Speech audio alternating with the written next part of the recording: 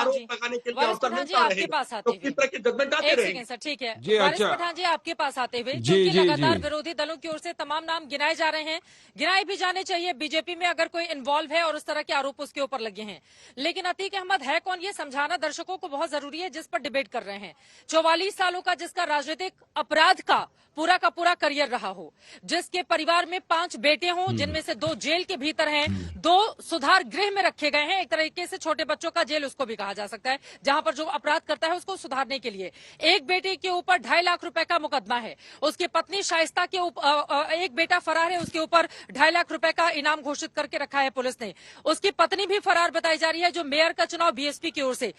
पूरा का पूरा कुनबा, पूरा परिवार उठाकर देख ले तो सभी अपराध में आकंठ डूबे हुए हैं।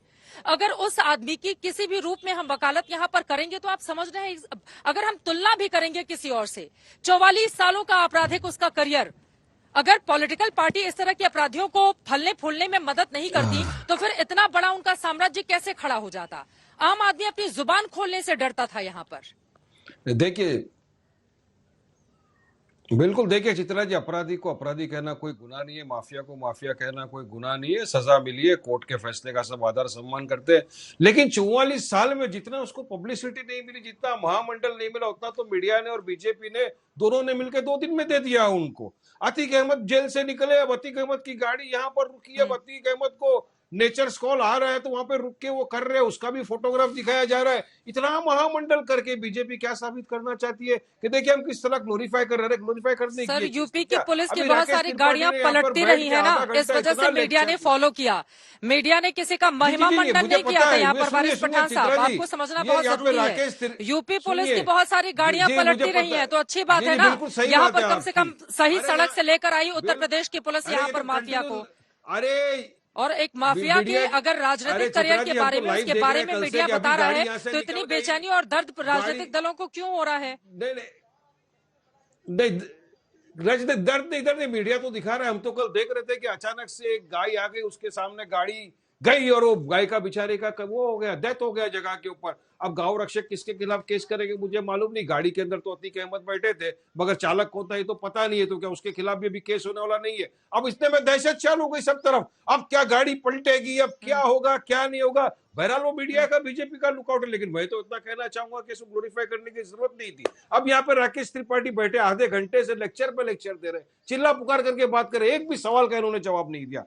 इसी तरह एमपी एमएलए केस के अंदर टिनी साहब का बेटा जो इन्वॉल्व है उसको जल्द से जल्द सजा मिलना चाहिए, नहीं मिलना चाहिए। हम तो चाहते हैं कि जो भी गुनेगार है उसको सजा मिलना चाहिए। उसने तो गुनाह किया, थार गाड़ी से हमारे बेकसूर किसानों को कुचल के मार डाला, उनको भी सजा मिलना चाहिए, उनका भी ग्लोरिफिकेशन है, महामंडल होगा क्या इसी तरह से। मेरा दूसरा सवाल था, क्योंकि भाजपा के प्रवक्ता है, मैं उनसे कहना चाहता हूं कि एक ही स्टेज के ऊपर अगर बैठते हैं बिल्किस बानो के बलात्कारी के साथ आपके एमपी और एमएलए, तो क्या वो उतने ही गुनाह में इन्वॉल्व नहीं है जितना बिल्किस बानो का बलात्कारी इन्वॉल्व है?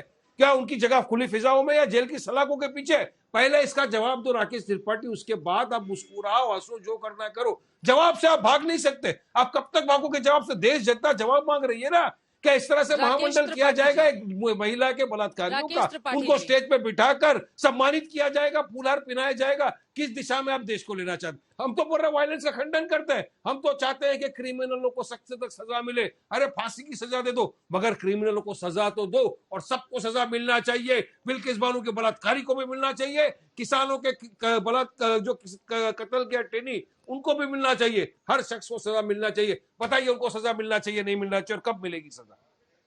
अब लेक्चर दो राकेश त्रिपाठी, सुनेंगे आपका भाषण। न्याय मिलता हुआ दिखे और न्याय बराबरी से मिलता हुआ दिखे। राकेश त्रिपाठी जी, उनकी बात तो सही है।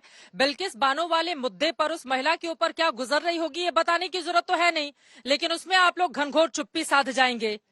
और अगर किसी माफिया की महिमा मंडल की बात होगी तो यूपी की सरकार और बीजेपी की सरकार खूब अपना पीठ थपथपाएगी कि हमने तो बड़ा अच्छा काम कर दिया। आपने अच्छा काम किया, लेकिन जो समानता इस पूरे मामले में होनी चाहिए उसमें तो जमीन आसमान का क्या फर्क नजर नहीं आ रहा है, जो सवाल वारिस पठान की ओर से खड़े किए जा रहे हैं बिल्किस बानो के मुद्दे पर। देखिए चित्रा जी, सच्चाई यही है कि जब जब आप माफियाओं पर बात करेंगे तो जानबूझ करके अलग अलग राज्यों के अलग अलग मुद्दों को सामने खड़ा करके उस मुद्दे से अपने आप को डिरेल करने का भरपूर प्रयास वारिस पठान, घनश्याम तिवारी जैसे लोग, ये तमाम सारे प्रयास करेंगे, तस्लीम रहमानी जैसे लोग। लेकिन सच ये है, क्या ये सवाल नहीं पूछा जाएगा कि अतीक अहमद को किसने विधायक बनाया, अतीक अहमद को किसने संसद पहुंचाया, मुख्तार अंसारी का किस पार्टी से एसोसिएशन था, किस पार्टी ने मुख्तार अंसारी को राजनीतिक संरक्षण दिया? क्या ये सवाल नहीं होंगे क्या? भारतीय जनता पार्टी ने कभी किसी रूप में कभी इस प्रकार के गुंडे, डॉन, माफिया अपराधी को जो ठेके पर हत्याएं कराता हो, जो ठेके पर अपहरण कराता हो, कहीं किसी तरह का हमने संरक्षण नहीं दिया है। कोई एसोसिएशन नहीं है। हम पूरी जिम्मेदारी से इस बात को हत्यारा कहते हैं। किन्नी साहब का लेकिन बेटा कहाँ जिम्मेदारी है? के साथ उसको क्या ड्रोन नहीं समाजवादी दिखा पार्टी आपको, कह माफिया सकती नहीं है? दिखा वो वारिस आपको? पठान आज जब कह अरे रहे हैं लिस्ट कि है पूरी के कितने सारे क्रिमिनल ये केसेस वाले 15 आपके करोड़ आज भी उत्तर प्रदेश की हो असेंबली जाएंगे, में बैठे 15 हुए हैं। मिनट पुलिस आज उठा लो। उत्तर प्रदेश इस की प्रकार के विधानसभा बयान के देते अंदर हैं, जितने जहर लोग उगलने बैठे वाले हो को जिन पे जो काफी कानून का संगीन सम्मान क्रिमिनल करते हैं। केसेस है, और आप निश्चिंत उनके रहिए, खिलाफ क्या किसी सजा भी होगी? मामले में पूरा ट्रायल चला है, पूरी सजा हुई है, सजा के बाद न्यायिक प्रक्रिया का पालन हुआ है। अब फिर भी उसमें अगर किसी प्रकार का हाई कोर्ट और सुप्रीम कोर्ट के द्वारा इंटरवेंशन होगा, कोई बात कही जाएगी, तो हम उसका पूरा पालन करेंगे। किसी अपराधी को ग्लोरीफाई करने का काम भाजपा ने न कभी किया है और न कभी करेंगे। अपराधियों को उसके मुकम्मल अंजाम तक पहुंचना ही चाहिए और ये बात किसी तरह की दलगत राजनीति के ऊपर उठ करके कहनी चाहिए। फास्ट ट्रैक कोर्ट बना इसीलिए ना कि जल्दी से जल्दी केस चले और सजा मिले, मगर ये तो ठीक आप है, कुछ लेकिन करना यहाँ नहीं से चाहते। सजा चुनौतियां दो भी ना बड़ी सबको, हैं। जितने जेल में रहता विधायक हुआ बन के गैंगस्टर बैठे हुए अगर जिन पे दूसरों की क्रिमिनल हत्या केसेस करवा है, सकता है, तो सजा फिर दो उसके जल्दी से ऊपर जल्दी। लगाम कैसे लगाई जाएगी?